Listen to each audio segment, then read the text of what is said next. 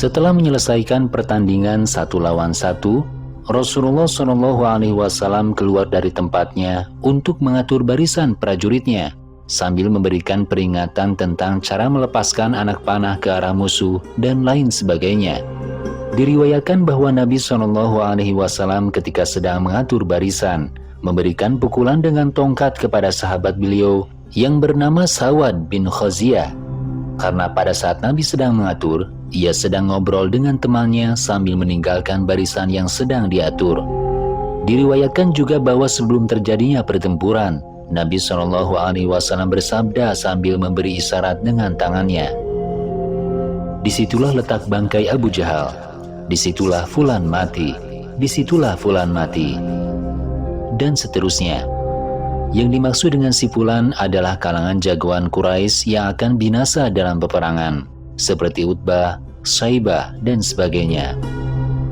Selanjutnya Nabi SAW menyampaikan peringatan kepada seluruh bala tentara muslim. "Wahai manusia, janganlah bercita-cita berperang dengan musuh dan memohon keselamatan kepada Allah. Akan tetapi, jika bertemu musuh, maka engkau harus bertahan, berani berperang dengan musuh. Ketahuilah olehmu, surga itu benar-benar berada di bawah naungan pedang." Menurut riwayat, Nabi SAW juga menasihati seluruh pasukannya, "Sesungguhnya saya mengetahui bahwa ada orang-orang Bani Hashim dan yang lainnya, mereka dipaksa keluar untuk berperang, padahal mereka tidak ada niat untuk memerangi kita. Oleh karena itu, barang siapa di antara kalian bertemu dengan salah satu Bani Hashim, janganlah membunuhnya. Siapa yang bertemu dengan Abal Bakhtari bin Hisham, janganlah membunuhnya. Dan siapapun yang bertemu dengan Abbas bin Abdul Muttalib, janganlah dibunuh. Karena sesungguhnya mereka dibawa berperang dengan paksa." Ketika Nabi SAW berpesan demikian, ada seorang sahabat yaitu Abu Huzaifah bertanya, "Ya Rasulullah, mengapa demikian? Bukankah engkau memerintahkan kami untuk membunuh para pemimpin kami, orang tua kami, anak-anak kami, saudara-saudara kami, dan sahabat-sahabat kami yang masih dalam kemusyrikan? Tapi engkau melarang kami membunuh Abbas, bukankah dia termasuk kaum musyrikin juga?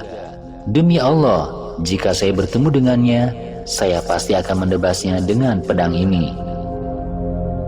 Saat itu Nabi SAW masih berpesan, "Janganlah kalian membunuh mereka, karena mereka meninggalkan kota Mekah dan mengikuti tentara musyrikin dengan cara dipaksa." Pesan Nabi SAW seperti yang disampaikan karena beliau memahami bahwa pada hakikatnya mereka tidak mempunyai kemauan untuk berperang untuk melawan umat Islam. Meskipun Abul Bakhtari termasuk golongan tokoh musyrikin Quraisy, namun ia tidak termasuk orang yang menganiaya Nabi. Bahkan dialah yang berdiri dan mulai merobek-robek naskah pemboikotan yang selama ini dilakukan seluruh pemimpin atau pemuka Quraisy terhadap Nabi Muhammad SAW dan seluruh pengikutnya, serta Bani Hashim. Jadi Nabi SAW saat itu tidak melupakan jasa-jasa Abdul Bakhtari yang telah diberikan kepada beliau. Adapun Abbas bin Abdul Muttalib saat itu, meskipun saat Islam lahir masih menganut agama berhala, namun Nabi rupanya sudah mengetahui bahwa dirinya adalah seorang yang berjiwa muslim dan telah menguatkan perjanjian rahasia yang dilakukan Nabi dengan Aus dan Khazraj yang dikenal sebagai Baitul Aqabah. Itulah sebabnya Nabi SAW melarang mereka dibunuh oleh tentara Islam karena ingin membalas jasa mereka. Kemudian setelah barisan tentara Quraisy dan barisan tentara Islam tersusun rapi dan masing-masing barisan saling berhadapan, Nabi kembali ke tempatnya bersama Abu Bakar. Kemudian Utbah bin Amir melemparkan 2 batu di antara 2 baris sambil berkata dengan suara keras, "Saya tidak akan lari kecuali batu-batu ini lari." Pertempuran dan peperangan kemudian dimulai dengan dahsyat dan intensitas yang besar. Masing-masing saling memukul dan mengejar musuhnya. Menurut riwayat, dimulainya Perang Badar terjadi pada hari Jumat tanggal 17 Ramadan tahun 11 Hijriah, bertepatan tanggal 13 Maret 624 Masehi. Di antara ahli tarikh yang meriwayatkan hal ini adalah Ibnu Ishaq. Wallahu a'lam. Kemudian, setiap pasukan maju untuk berperang, saling menembakkan panah dan pedang, dan berjuang. Anggota tentara Quraisy yang dipimpinnya selalu dikejar dan dipukul oleh pasukan Islam. Lembah Badar yang luas digelapkan oleh debu yang diterbangkan oleh kaki kedua pasukan yang bertempur mati-matian. Dalam waktu singkat, puluhan tentara musyrikin itu menghembuskan nafasnya.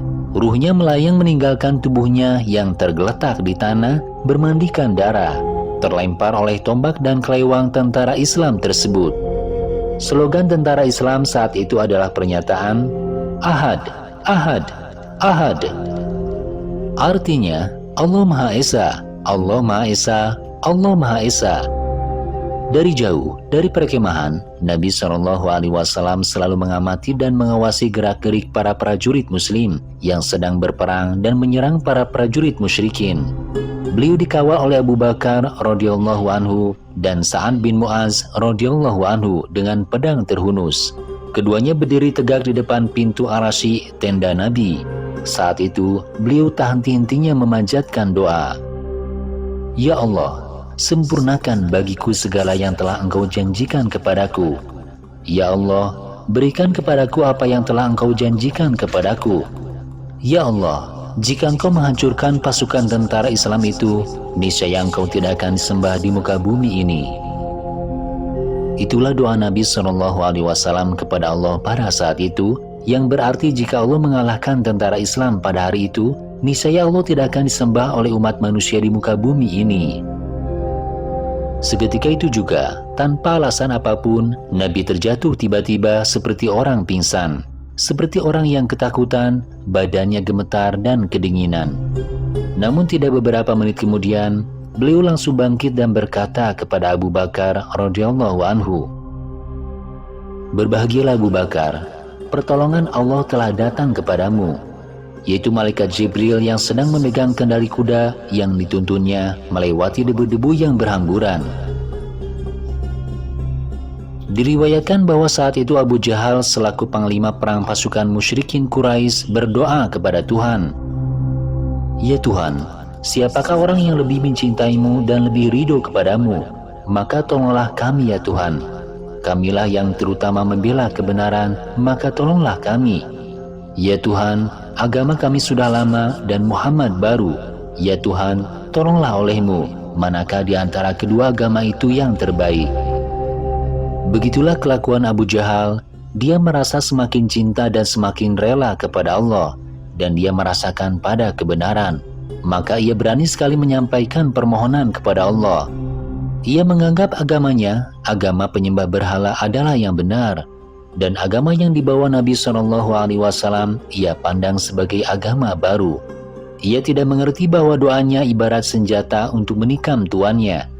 Bahkan diriwayatkan juga bahwa ketika hendak terjadi pertempuran sengit antara tentara Islam dan tentara musyrikin, Abu Jahal berdoa kepada Allah, "Ya Allah, siapa di antara kami dua golongan ini yang lebih besar kemungkinannya untuk memutuskan hubungan darah, memecahkan persatuan bangsa, dan siapa yang membawa hal-hal yang tidak kita kenal, maka binasakan dia besok pagi."